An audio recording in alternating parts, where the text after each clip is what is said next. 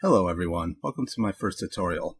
This is actually a remake of my first tutorial, since the first one that I made, I used a webcam microphone for the audio. It was very hard to hear me, and it didn't sound very good, so I bought a new microphone, and hopefully everyone can hear me better now. If you had already watched the first tutorial that I made, a lot of the stuff I'm going to show you is going to be the same stuff. But I'm also going to add in some new things as well. So hopefully, even if you saw the old one, you might learn something new this time. For this, I will be using GIMP. You can download that for free online. It's basically like Photoshop, but you don't have to pay for it, which is fantastic. And I'm going to be using my medieval town and country tiles for this. For your own purposes, you can use whatever tiles you want, whether they're mine or someone else's, or even the ones that just came with your software. But yeah, use whatever you like. So the first thing you need to do is open up a new blank canvas. I already have mine open here, and it's set to 816 by 624 pixels. You can have yours larger or smaller as you like. And I find this particular size to be really good for playing around. It's not too big, not too small. You can have some fun with it.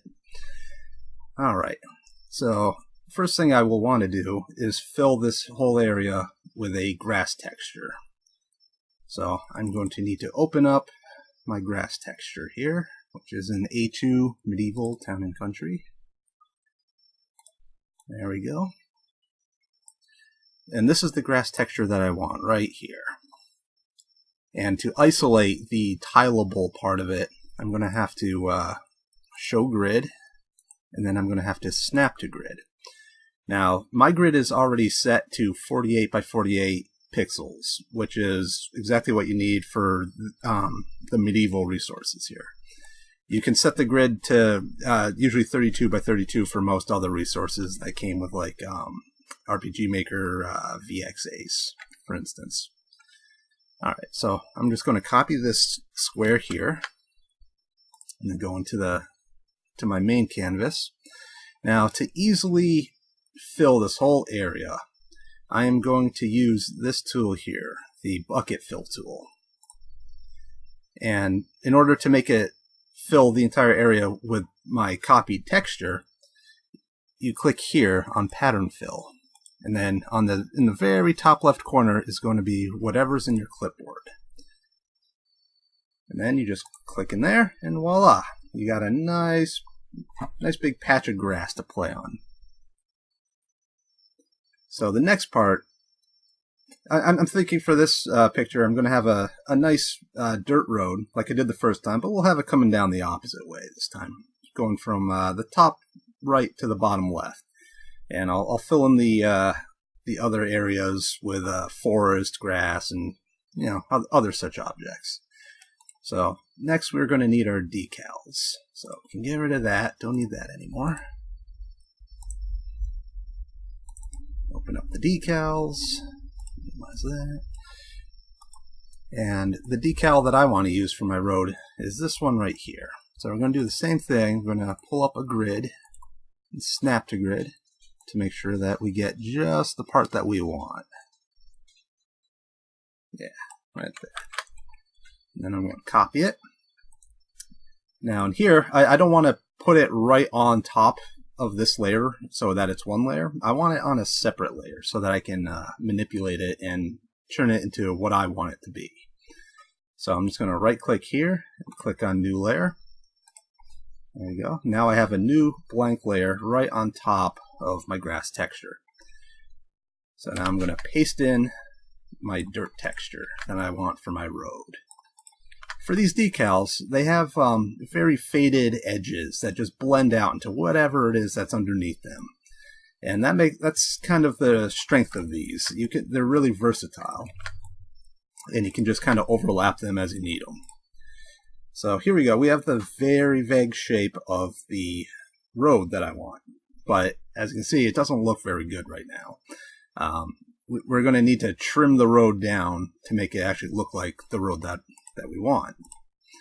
So there's two methods that we can use to do that. The first one I will show you is by using the grass decal that comes with the Medieval Town and Country set.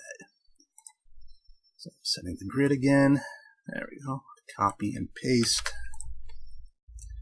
And then on another layer, just so we can not mess up the road too bad, you just copy and paste these the grass decal as we need it to trim up the edges of this dirt road. There, I want it to curve up a bit there.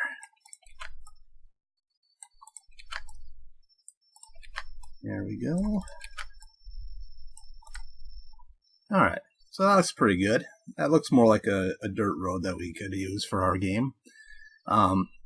That's one method of editing these decals to fit your purposes. But let's hide this layer, and I'll show you another way to do this. We're going to use the eraser tool.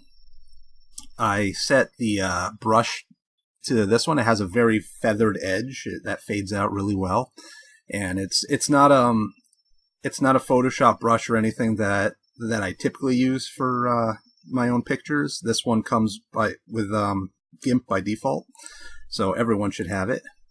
And I set the size to 200. And actually, I think I want it larger. I think I want it 300. So, as you can see, we have this big circle now. Now, wherever we click, it's going to erase. But since we're using the feathered edge brush here, it's going to, as you can see here, it just fades out as it erases. So it creates a nice transparency to opacity gradient. And how we're going to use that to shape this road is we will just erase the very edges of the road just by clicking repeatedly with the eraser. You can also hold it down, but I like clicking repeatedly. It gives me a little more control. And there. And you can shape the road however you want. You can make the edges as hard or as soft as you like. There. That looks pretty good. Compared to our other road that we had, not bad. There. We can trim it up a little more. Give it a little more shape. There we go. There. That's pretty good. So those are two methods that you can use to make a nice dirt road in your Parallax map. So next, I will show you a very underutilized resource that comes with the Town and Country pack. There's also variants of this particular resource in other packs as well. This here is a grass clump, or a grass decal. And I very rarely ever see it used, but it is one of the best decals that comes in any of these packs. It will add a lot of great texture and variety to your map with very little effort on your part. All you have to do is either just copy and paste it in, or alternatively, we can use the paintbrush tool. And when you're selecting which brush you want to use, in the top left is going to be whatever's on your clipboard. And to get the proper size, you just click on this right here, the Reset Size to Brush Native Size tool. And that automatically sets it to 240, which was the default size for the grass clumps. Then once you have that, you just click. And you can add in grass nice and easy like that. Now you might notice I'm clicking more than once. When you click it once, you get a semi-transparent version of the grass. And you see you can't really see it too well, at least not right here. And if you double click it twice, it becomes more opaque and you can see it a little better. And if you do it 3 times, it's at full opacity and you can see it perfectly clear, just as if you copied and pasted it. So I want this grass all over because honestly, I think it really helps break up the monotony of a tileable texture. And it's also great for blending into the edges of our dirt road here. And it just looks fantastic, and it really goes underutilized, I think. So if you haven't used it, give it a shot. I think you'll like it a lot. And we can add some light grass just by single clicking right to the road itself, because dirt roads are rarely just like a perfectly just dirt road. There's always grass and stuff sprouting out from it. So there we go. All right, we don't need that anymore, so we'll close that. So now we have our nice grass texture here, and I'm gonna merge these layers because I want to show you guys something else. A lot of people like to use bump mapping and such to add like some natural looking texture to their map, to give like little hills and valleys and making the ground just look uneven and more natural. I'm going to show you a way to very easily do this.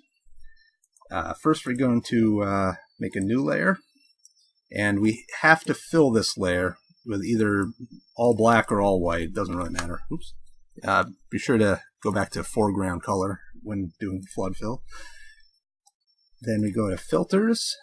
We want render, clouds, difference clouds. So this is basically what it's going to create, is this cacophony of noise that's all black and white with all sorts of gradients of gray in between. Now you can change the size of it. You can manipulate it a bit however you want. You can do random seeds, and you can manipulate the seeds to get different variations for whatever you want. You can increase the detail, you can decrease the detail, which makes it more blurry. Really up to you. Just play with it, find an effect that you like. There's no right or wrong to it. When you have what you want, click OK. And now we have this big set of clouds on top, basically, of gray, white, and black. So what I want to do now, and this is one of the most important tools in GIMP or Photoshop, is the different blending modes for layers. And up here you can find where it says mode normal, and we have our cloud layer highlighted. You go into that and you get a bunch of options for light and only, screen, dodge, edition. The one we want for this is overlay. Feel free to play around with all these different ones. They all do different things, and you can get some really great effects from them. So if we do overlay, it automatically blends into the layer that we had directly beneath it. Now this is a bit too extreme for our cases. So what we're going to do is, where it says opacity, we're going to reduce that down. Let's see what 40% looks like. That looks a lot better. But we can go a little further, because I just want a nice subtle. I want it to be, the effect to be pretty subtle. So 30% looks pretty good. So by comparison, this is just pure flat texture, and then we have our map blended in overlay mode on top. And if you wanted to edit it a bit, so maybe you don't want your road to seem quite so uneven, but you want the grass to, you can just get your eraser tool out and, you know, set it to whatever size you want. I'll do 200 here, and just kind of click along the path and get rid of it. Whatever you don't want, you can get rid of. All right. Now I'm going to merge that down, and that's our base texture for our map here. But I want more to it. Let's see. I'm going to open up outside one, and I want some larger grass in here. All this small grass is nice, but if this is going to be a little more wooded area, there's going to be some larger clumps of grass and overgrowth. So let's go to View, Show Grid, Snap to Grid. All right, and this is the grass clump that I want. I'm going to copy it, and on a new layer, I'm going to add it. Now you can copy and paste it manually like that, or you can go back and use the paintbrush tool. And the grass is already in the clipboard, but if I do it with the size I already had, it's going to be big and blurry. I don't want that. So I'm going to click this again, and it automatically sets it down to 48 pixels by 48 pixels, which is the default size for this grass. And again, if I just click once, I get a mostly transparent version of the grass that's a bit harder to see, which adds variety. You know, you can definitely add a bunch of those in there, add some texture and variety to your grass. But I also want a bunch that are more visible.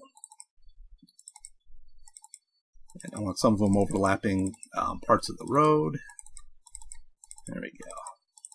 Quick and easy to add all this wonderful grass.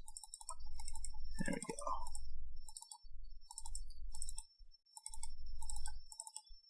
And there. That should do it for now. But I want more than just grass. I also want to add in some mushrooms. So let's copy and paste some of those in there too.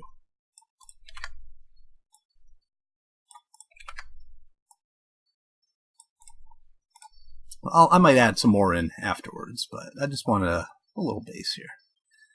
All right, let's start adding in some trees. Now, I like adding the big trees in first, and this is one of the biggest trees that come in the sets. This and the willow tree. Now, I want to add it I want the trees on their own layer. So I'll put this big tree over here. And I like to work from larger to smaller, and also it's really better to work from top to bottom, because if I pasted this tree in here now, and I wanted to add some trees in here, then I'm going to have to make a new layer that's underneath here, but above anything that's over here. So it's just better to work from top to bottom if you're going to be overlapping objects. So let's add some more trees. Let's add this fir tree in here. Add a few of them in. There we go. I also like to put a lot of trees around the edges. Just kind of frames the picture a bit. Let's add this tree. Now when you're doing this, you can add whatever trees you want. It doesn't matter. There's a lot of great trees to choose from. And if you have some of the other sets, you'll have even more variety of trees to utilize. Yeah, throw in some of these trees. Yeah, I'll leave a little space up there. I don't want to completely block it. And I kind of like that there. So, there we go. Now we'll add some of these smaller trees. Because variety is the spice of life here. There we go. Now I'm just copy and pasting them. You can use the paintbrush tool if you like. For these bigger objects, I always like to use copy and paste just to put them wherever I want. All right, let's add some of these rocks. I like the big rocks here. Yeah, put a big rock there. Let's use the other big rock down here. There we go. Now we'll use some of these smaller rocks. I like to have some of the smaller rocks overlapping the bigger ones. Creates a nice little contrast, and little groupings of rocks are always fun to have. There we go. And we'll go down to the next size of rocks. We'll add some more of these. We'll put some of these elsewhere. Put these over by the road. Alright, that's good. And I always got to have at least one of these, personally, somewhere kicking around. Yeah, we'll put it over by the road. Right there. That's fine. Alright, we'll come back to this one in a sec. I want to pull up outside 3, because I want to add at least part of this willow tree, because I really like it. So, show grid, snap to grid. I'll highlight this. And I think I kind of want it down here somewhere. Yeah, There we go. That looks pretty good.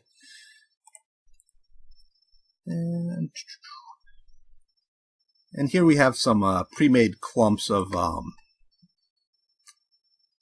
flowers that we can use to just quickly and easily place them in our map. Just like that. Nice and easy. There. And of course, you can always add individual ones if you like. You know, maybe we're going to have a small tree trunk here. Right there. Somebody came along and chopped down this tree for firewood. Alright, we can close that. We don't need any more of that. So let's just add a few more flowers, just to brighten up our picture a little bit. We'll put them around here. Maybe we'll put one growing right in the middle of the rocks there. That's nice. And throw some down there. There, that's pretty nice. Now, I want to add some vines. Most of the time I use these to decorate walls and buildings, but you can also put them like you can just put them right on top of trees, and they're kind of like those creeper vines that kind of grow around my house, and they just climb up the trees and make a big tangled mess, and they're kind of a pain to clean up, but they can look nice. Yeah, this one's climbing up the fir tree. There we go. There, it's just like my backyard right there. Alright. Now, yeah, I want to add a couple more mushrooms just for fun. Let's put some of these mushrooms over here. And we'll take some of these single mushrooms and there, put one guy up there. And we'll put one growing right out of the base of this chopped down tree. There, that looks pretty nice. Alright. I think that'll do it for the trees and such here. So let's go ahead and close this out. We don't need that. And oh, this is another very underutilized decal right here. These are just some rocks, but they have a really nice faded gradient at the edge. And you can use them to really highlight areas that are rocky and mountainous. I usually use them primarily for cliffs, but you can use them anywhere. There. See, as you can see, it makes a really nice, just a really nice effect, and it fades out. And just like the roads or anything else, you can use your eraser tool and kind of shape the rocks if you want, a bit if you want. There we go. Because I don't want them all over the place, but maybe around this little rocky outcropping, kind of fading into the to the road here. I think that looks nice. All right, I don't need that anymore. So the last thing one of the last things that I want to show you is right here are these hill decals. I know a lot of people have trouble using the cliffs. I will do a separate video showing you a quick and easy way to use them. Using them the way that I designed them in the editor is possible, but it is a pain. I will show you a much easier way using parallax mapping. And you can also make all sorts of pre-made like just mountains and stuff that you can use over and over again. I'll show you how to do that in the future. But for now, let's show our grid. Snap to grid. Now these are decals that will basically just make a little hill on your map. And I don't want to put it on top of our trees and such, so I want to put it on a new layer underneath our trees, but on top of the ground texture. So if you paste it in, you can move it around wherever you want. Now maybe put it right there, and it's a nice little hill. Very quick and easy way to add some variety to your map. Now put this one right there. So now there's like a nice little edge to our road right there. Yeah, that's pretty fantastic. So I'm just going to merge that all down, and that's pretty much it. That's our parallax map. That was very quick and very easy, and hopefully fun. I can also show you real quick how to add a very easy fog layer. Maybe if you wanted a fog effect for your map. It's the same method that we use to make the texture for the grass, to make it kind of bumpy. We'll make a new layer. We're going to flood fill. Go back to filter. We can just repeat our difference clouds that we had before. But this alone isn't going to, it's not going to make the effect that we want. And actually, I don't think I want it quite like that. Let's go back into this. I'm going to adjust it down so that it's more zoomed in, I guess. I don't really know how to describe that. And a little more blurry. There. Yeah, that's a little more like what I want. So in order to make this into an actual fog effect, we need to get rid of all the dark parts so that we can actually see the map underneath. For that, we go to Layer, Transparency, and then we want, let's see, Color to Alpha. And the color that we want to pick is black. If you're using like another image that has other colors, you can pick whatever color you want, and it'll take that color and make it transparent. So we're going to click OK, and there. Now we got this bright fog, and we can tone it down a lot. Let's see, try it at 50 or 40. I don't want too much fog in this. And then, of course, just like before, you can take your eraser and erase bits of fog that you don't necessarily want to have. There. Now you can just play with it and really do whatever you want with it to get whatever effect that you're looking for. For me, I think this looks fine. That's pretty good. I'll also show you one last thing to make a nice light effect. A lot of still maps will greatly benefit from having a visible light source, especially outdoors ones during the day. So what I'm going to do, let's see, I want a nice color for sunlight. Something almost white, but a little yellow. Yeah, that's fine. And then you click on the blend tool, and by default, the default settings is perfect for what we want. And make sure you're on a new blank layer. And then you just click and drag to whatever degree that you want. And the shorter the line that you use, the more concentrated the light is. The longer the line, the more that it fades out as a gradient. And the further away from the actual edge of the picture you are, that the origin is, the less harsh light that you'll end up getting. So that's pretty good. It's a little bright, so we're going to tone it down.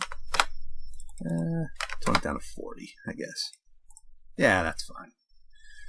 But that's how you do that.